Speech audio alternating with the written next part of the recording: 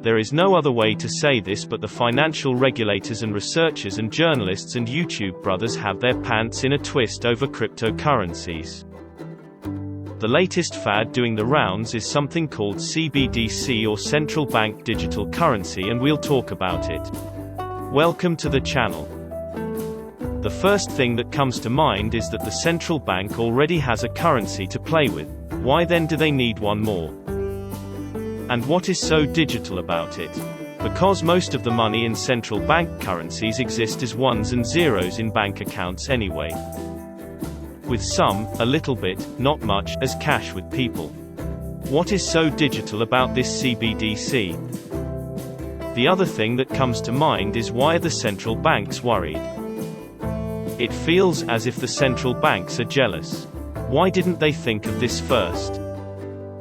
And now that new forms of currency are here, they do not want others to play with it. It is only them who are good enough to play with currencies, somehow. In a way, that may be true. Some people do not even like the CBDC and think that it is a step too far and central banks should not go in that direction. They say that what we have today works just fine, thank you very much. Here's Stephen Sacchetti and Kim Schernholz, two professors from reputed colleges, writing in the Financial Times.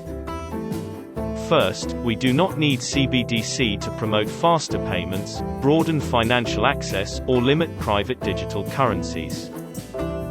Second, universal CBDC raises critical problems that threaten financial stability and privacy, and unnecessarily boost the role of the state in credit allocation. Faster payments, broader financial access, and limiting private digital currencies are indeed some of the proclaimed benefits of CBDCs. But these guys are saying, hold on. Not so fast. We don't think there's anything to see here. What is going on? They say that, as it stands, the public and private sectors are already moving to provide cheaper, faster, more reliable, and more accessible systems. Okay, so that means things are already getting better, and if you give it a bit of time, it'll get there. CBDCs may not bring in any additional benefits on that front. And the same goes for the improved financial access. They say it is a question of subsidy.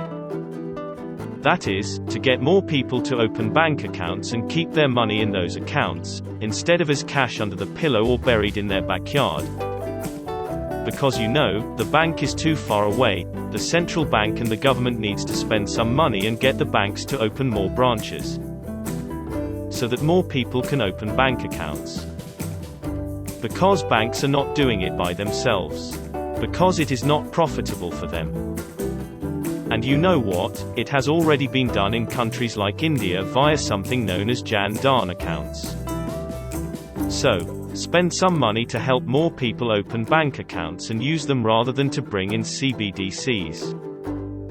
Now, if the central bank wants to limit other people from making their own digital currencies, then the central banks don't have to make their own digital currencies and outcompete those people. Please know, why make your life so hard, when you can just ban people from making their own digital currencies? Because, you are the freaking government. Or maybe there can be a tax on private digital currencies. Because, again, you are the freaking government. The article concludes by saying, to put it simply, central banks are supposed to be in the business of reducing systemic risk, while encouraging financial efficiency and inclusion. Rather than rushing to offer CBDC for fear of being left behind, they should go slowly to ensure a safe design. In our view, that means stopping well short of issuing universal, unlimited, interest-bearing CBDC. Thus far, it feels very much like better the devil you know than the devil you don't. And honestly, I can get behind that. That's it for this video. Please give a like if you enjoyed it. Thank you, and I'll see you in the next one.